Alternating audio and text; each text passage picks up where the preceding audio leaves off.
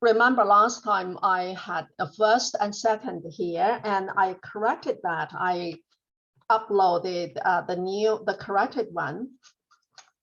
Okay, so last class, this slide, it has first and second, so I corrected that one. And this was 67, now it's 68. So this is the correct code, just like this one. Okay, we understand that, and I want to ask you this question: why do we put an int here? What is that int? Make sure that your string is actually seen as a number instead of just a couple of digits. Yes, yes. Okay, first, this int is a function. After a function, remember you have to have the parentheses, right? And input is a function also, so that's why you have this parenthesis. And whatever string you want to display, you need to put inside the double quotes. So that's the syntax there. So this is a function. It's a function. This function's function is to convert. It's to convert whatever string you have into a digit, into a number. Okay. So the input function can only return a string, and you use the int function to convert it to a number so that you can use it in the calculation right here. Otherwise, you cannot do that. Okay, so that's that. And we did that, right? And when you need to output several different items, you will separate them with a comma. So this is a string literal. This is a string you want to display. And this is an arithmetic expression you want to display. That's why you separate the two. Okay, any questions? As I said, we discussed this last time. So we did these exercises already, and we talked about this, and we did this also. That's the file extension. Just like when you do a Word document, the file extension is this, right? So this is the file extension. And this is doing the area, right? And also remember, that's very important. This is an arithmetic expression.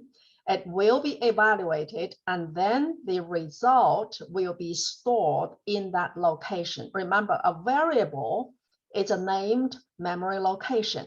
So this is simply a symbolic name representing that location in memory. You're saying, do the width with height by height, and then put the result into that location. So it's always this side occurs first, and then the result is placed in this variable. Okay, and we did this exercise, and all of you did a good job on it. That's very good. So let's go on. Behind the scenes, how does Python work? So you write a Python code in your editor. Your editor is this, right? Let me start my Python shell.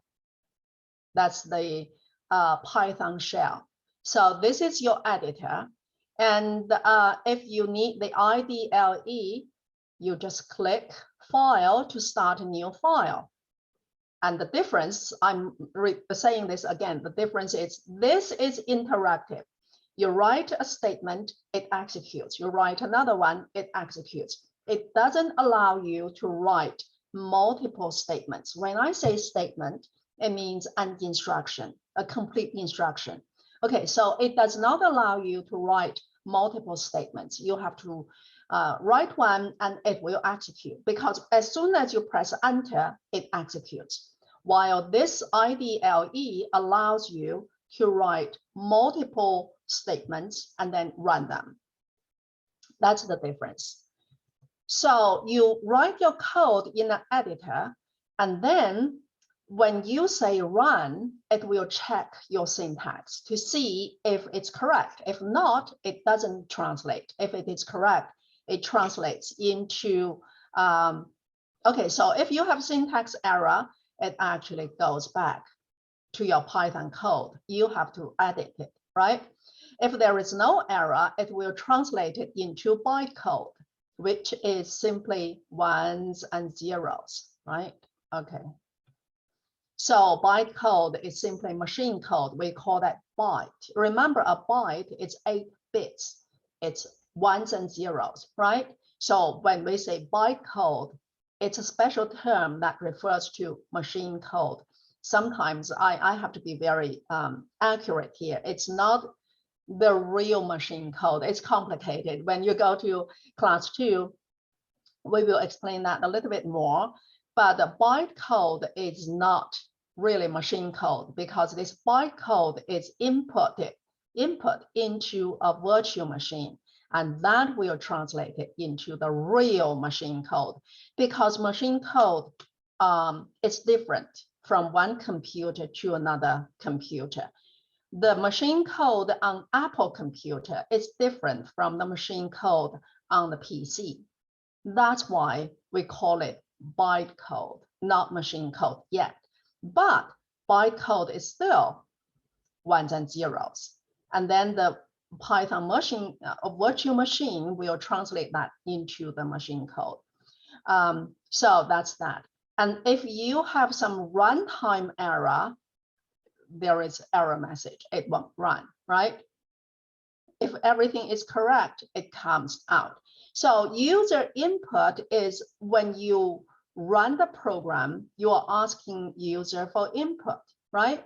That's when you run the virtual machine already translated, it's already running, and you are asking for user input, just like this. You know, this is asking, this is when you do this, let's go back.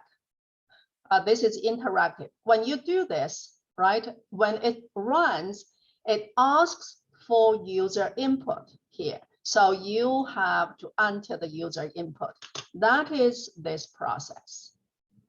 That is when it's translated and it runs, and then user has to give the data for the program to run. Any questions about this?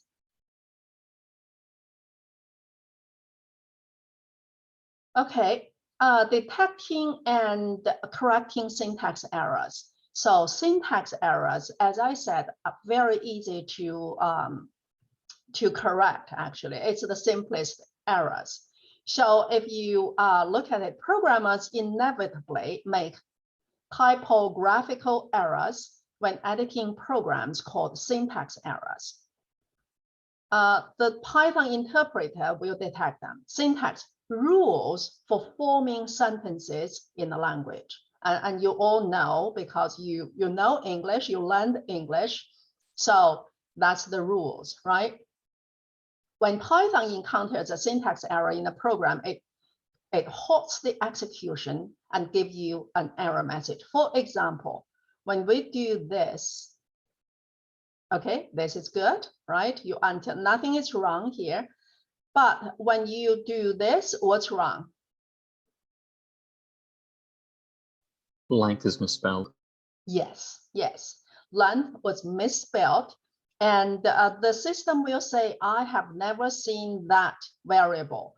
The system goes to memory and cannot find that location named length, right? It cannot find that location. There is no name for a location. Know that name doesn't exist. That's why it says name error, name length is not defined. You don't have a variable named length. Okay, that's the typical syntactical error. And so look at this error message and figure out why there is an error. And this tells you why. That means your variable name is wrong. So look at the error message and try to debug it, right? To correct your program. The next statement attempts to print the value of the correctly spelled variable. And this statement itself is correct, but in the shell, even in the IDLE, you have an extra space that will not work. So should not have a tab before the statement. Unexpected intent. So if you look at this, Okay, if you tab and you say print, it will say unexpected intent. So if you go back to here, I cannot even come here. Yeah, if you do that, you cannot even type, right? So that's all because your cursor is placed in the wrong place. So make sure you have make sure, okay. Just click and it will go to the right place. And now it's correct. So you see how picky Python is, not just Python, all programming languages are very picky, that's why I keep saying it's very detail oriented. And so this extra tab is not allowed, okay? And that's what this is. So all statements, instructions start immediately after the prompt symbol.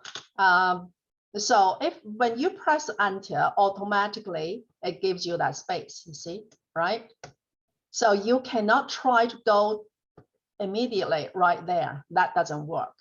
Okay, there is a space. So you click somewhere, it will go to the right place. That is that. Final example, programmer attempts to add Q numbers, but forgets to include the second one. How dumb is that? But sometimes when you see this, it will say invalid syntax. This is invalid. Why? Because when you do an arithmetic expression, this is addition. It's a binary operator. Binary means it needs two operands.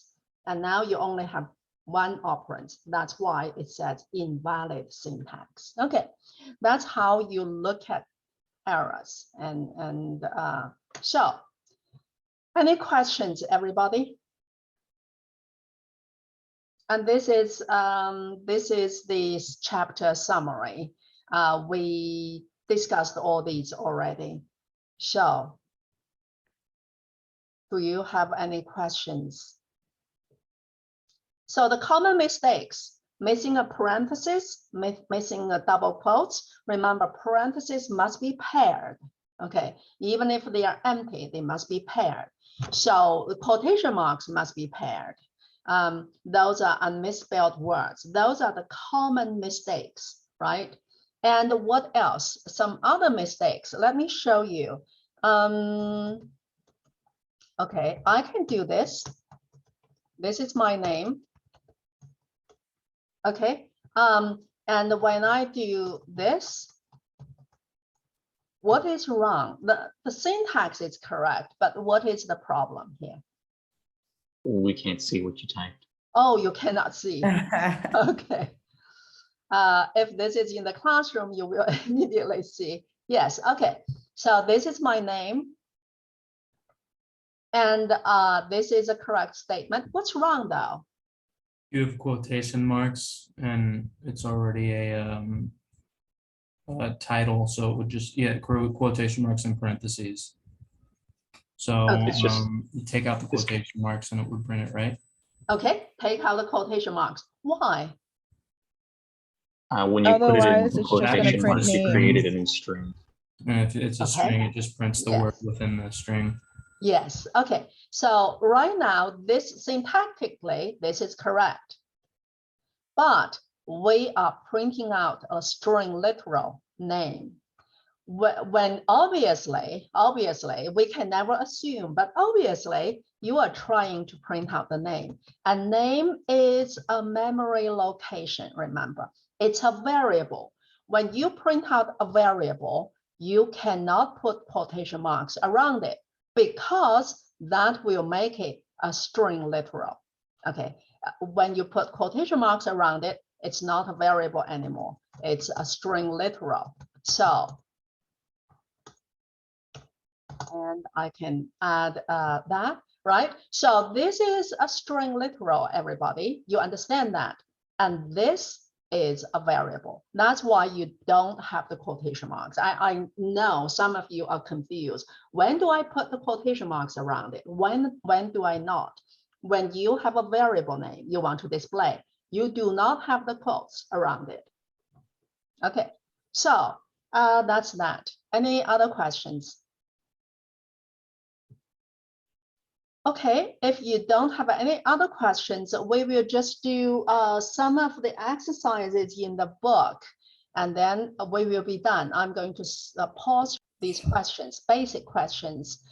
I haven't looked at them. Which of the following are examples of algorithms? It's a dictionary and algorithm, everybody. No. No, Wait. no. A recipe? Yes. Yes, because it shows you step-by-step instructions of how to make a cookie, for example, of how to assemble a cabinet. So no, that's manual, and that's a manual. But yes, a recipe is an algorithm because if you follow it, you can make something. You can make your food, right? A cake, a sandwich, etc. So a set of instructions for putting together a utility shed. Is that? Yes. Yes, yes, a set of instructions. You follow it, you can put it up. The spelling checker of a word processor. Yes? No, No, why not? because it doesn't go through a list of instructions. Yes, exactly. A spelling checker doesn't, it's not a set of instructions that tells you how to do things. It's a utility program that does it for you, right? So it's not. Okay, let's look at number 2. Which of the following contain information?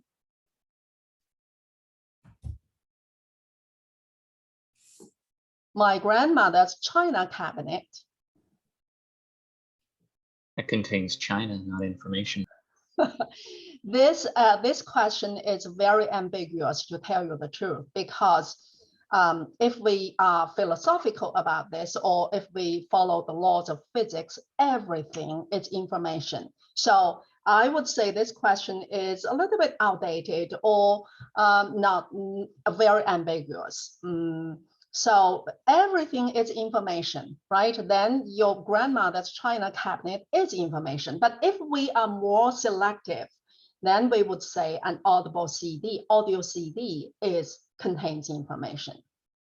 A refrigerator contains items, but food, not information. A book contains information. A running computer contains information, right? So the cabinet and the refrigerator are more materials, not actually information, unless you break them into atoms and molecules and everything, and that is information. So, but we are not doing that. So that's number 2. Any questions? Number 3, which of the following are general purpose computing devices? General purpose computers is computer that does general tasks. A cell phone is not, no, because it doesn't do everything. It's mainly for messaging and for phone calls. It doesn't do other things, right? Nowadays, a cell phone is a small computer, but you still cannot say a cell phone is a computing device. It's a general purpose computing device, because right now at least you cannot write a program on it. So it's more specialized. We call these special purpose computers. So a cell phone is a more specialized small computer. A portable music player, no, because it only plays music. A laptop computer, yes. A programmable thermostat, no, because it's only controlling the temperature, not general purpose. I'm answering the question because I don't think we discussed everything, so that's why. Which of the following are input devices? Everybody? The microphone and mouse. Yes, that's correct. Microphone and mouse. A mouse gives the computer input, and a microphone allows you to input your sound into it. And speaker and printer, what are they? Output devices. Output devices. Yes, output devices. Number 5, which of the following are output devices? A monitor. A monitor, yes. Flatbed scanner, that's an input device because you scan things into your computer. Keyboard input things into the computer. A digital camera, what is that? Is that input or output? I would say that's output. Yes, I would say so also. It's an output because you can input your, it really depends on how you use it. You can input your computer's images into the digital, can you? And then you can display the, okay, a digital camera, think about it. You use it to take a picture, then it's an input device. When you display the picture, that's an output device. So it's really ambiguous again. What is the purpose of the CPU? It processes information inside the computer. Yes, yes. So what is the purpose of the CPU? Decode and execute instructions. Store information. What stores information? Memory. Memory and hard disk. Receive inputs from the human user. What does that?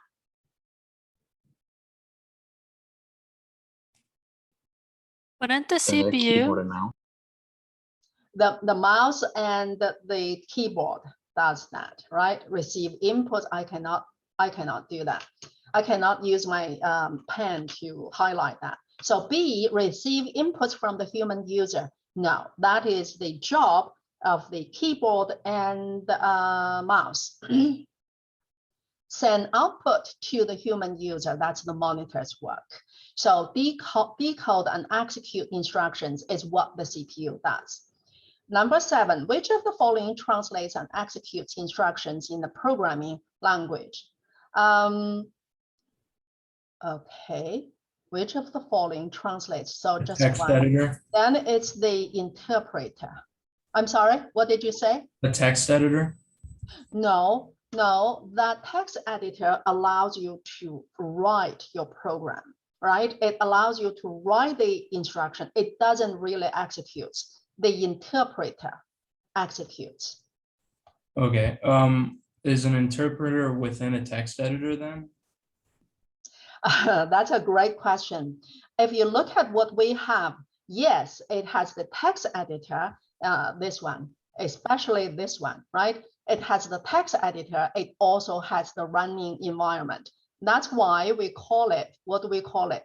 We An call integrated development environment. IDE. Yes, IDLE, which is integrated development environment. That's why it's called this, because it has the it has the editor, which allows you to write the program. It also interprets and executes. So it combines several tasks into one. Okay, that's why it's called integrated. That's this one. Just know that a compiler doesn't execute. A compiler only finds out if you have syntax errors. If you have syntax errors, it doesn't make it into binary code. Okay, a loader means it loads it into execution point. And it also loads other library functions into it. So it tells me that. Okay, so an interpreter will, in Python's case, it will translate and execute. Which of the following outputs data in a Python program?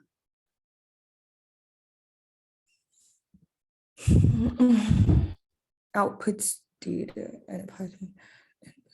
We're at number 8. We Yeah. have to raise our hands first. Yeah, tell me. The print statement. Yes, the print statement, right? The input statement gets input, the assignment statement. What is the assignment statement? This is the assignment statement, everybody. You are assigning this string to that variable. That's called an assignment statement, okay?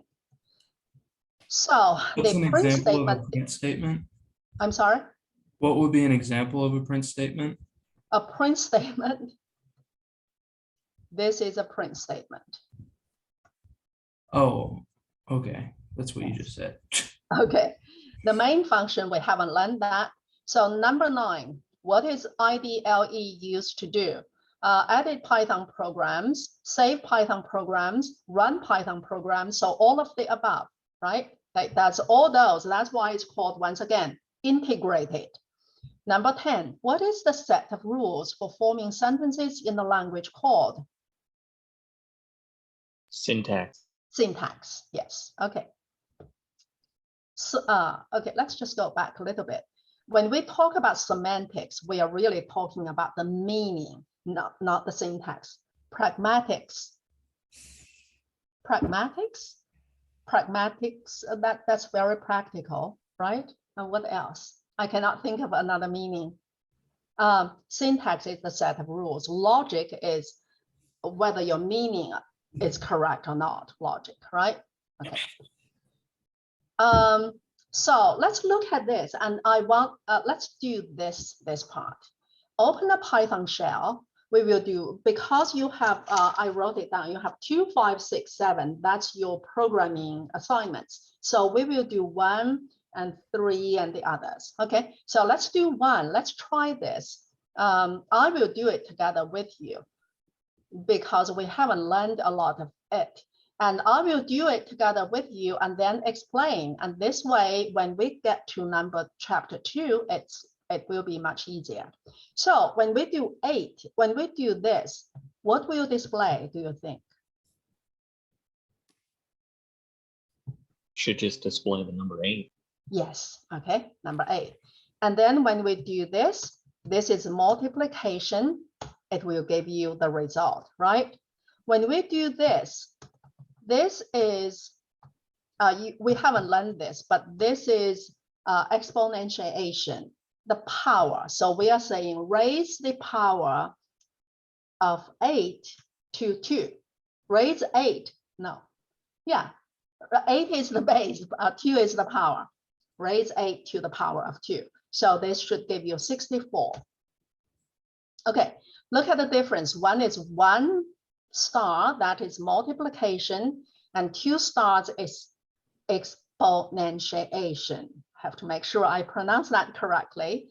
Exponentiation. Okay, so that's that. And 8 divided by 12. This will give you the correct answer, the accurate float number. But when you do this, 8 double /, okay? This will give you the integer quotient, the quotient only. If you look at it, it will give you the integer because when you do this, I cannot write here, right? Let me go back here. And we will learn this also. But as I said, if we do it right here, you will understand that much better.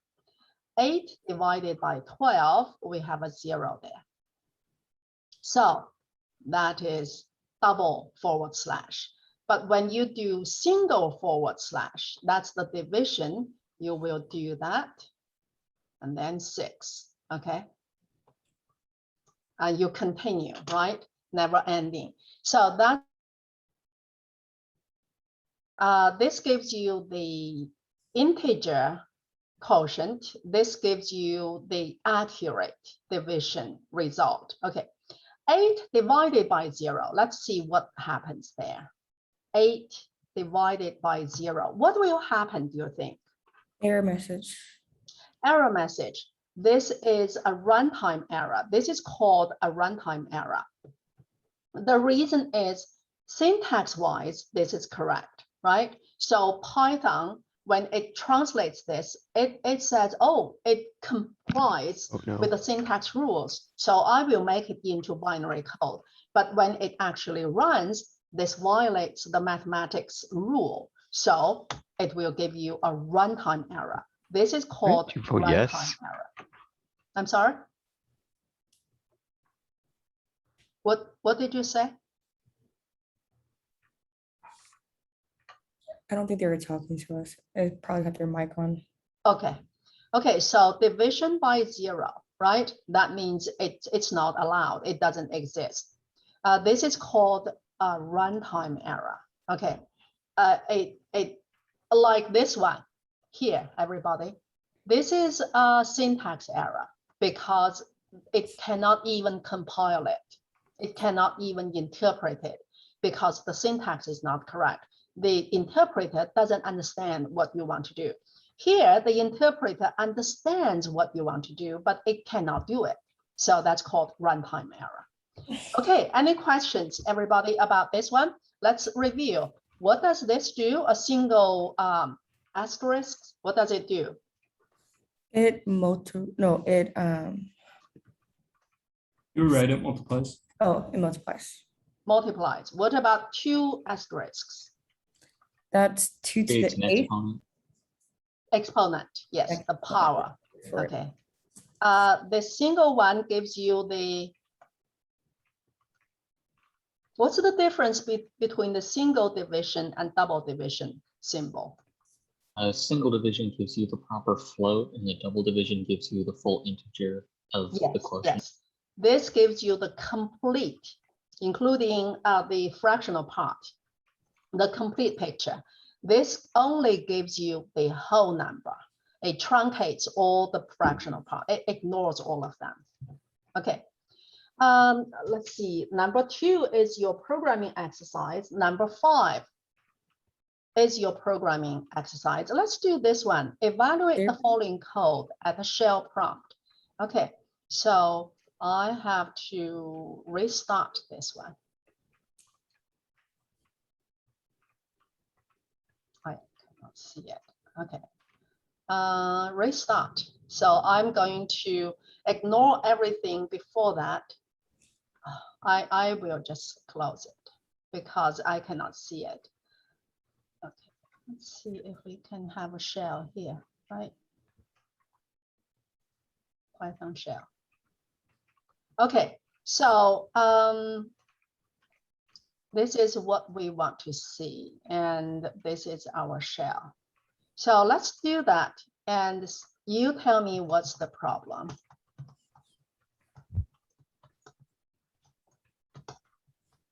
So what's the problem, everybody? You said you instead of your. Oh, okay.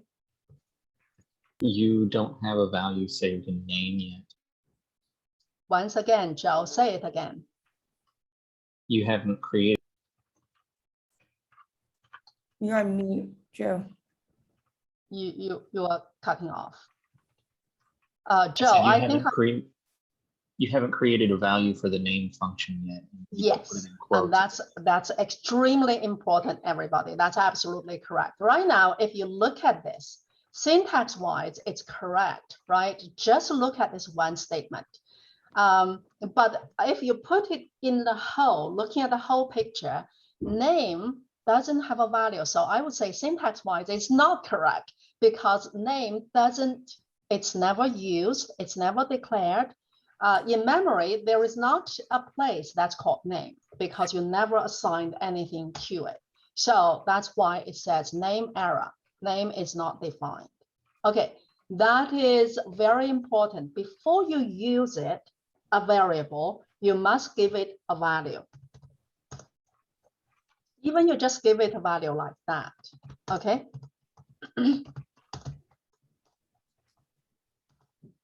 This will work, right? Because this is called an empty string. Oops. This is called an empty string. That means it is a string, but it doesn't have anything. So it's still a string. It's empty, but it's a string. Now, name actually has a value, which is an empty string. So that's why it works. This is extremely important. I think a lot of times, beginning students make this mistake. They use a variable before assigning a value to it. Let me repeat that. You cannot use a variable before you assign a value to it. Okay, so that's that. Number 2, number 3, and 4. Let's look at number 4. We did number 4 already. Open an IDE window and enter the program from figure 1.7. We did that already. Okay, we did that. It's this one. So that's figure 1.7, I believe. Yes, so we did that already. Okay. 5 is your programming assignment. 6 is your programming assignment. 7 is your programming assignment. Let's look at number 8. Enter an input statement using the input function at the shell prompt. When the prompt asks you for input, enter a number, then attempt to add 1 to that number. Observe the results and explain what happened. I will let you do that on your own, and then we will share the results. Okay, so let's do number 8, everybody.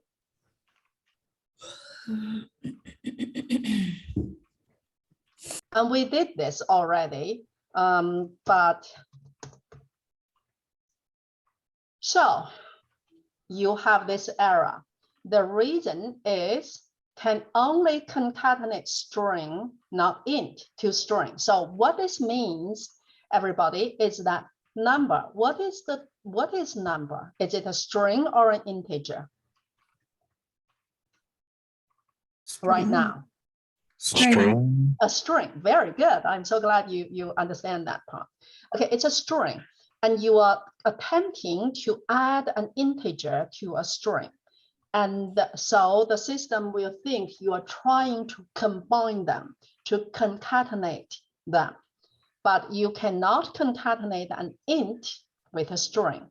This is a string. You are trying to concatenate it, an integer with it, and that cannot do. So it says can only concatenate string to string. So that's why it doesn't work. If you try to do it, but that will be a different thing, right? Now this is a string. This is concatenating string to string, and this will work, but this completely defeats the purpose of your adding, right? So I know you understand you understand how to do this. So you can do this, convert that into an int and add 1, right? So here, if you really want to do the arithmetic addition, you can convert it into an int and then add 1. So now it works. Or you can just do it right from the beginning, as we did all this time. And oh, do you know why I have this, everybody? When happens, you have to know why. Why? You tell me. Why what? Why my cursor is right here? It doesn't execute the program. See, my cursor is right here. Because, oh, sorry, go ahead. No, you go ahead. You didn't put the second parenthesis to wrap the statements.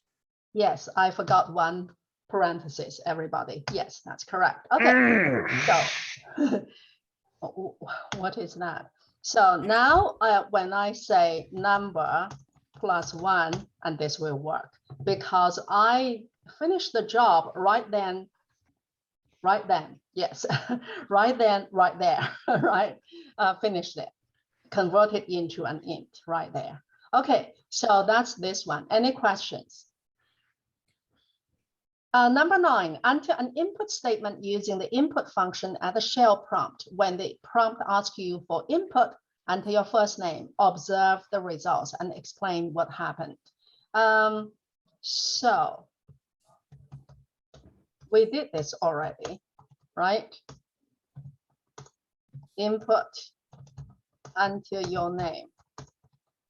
And this is correct. So if when I enter my name, I can type my name, right? So, and you all answered this question already. This is taken as a string, okay?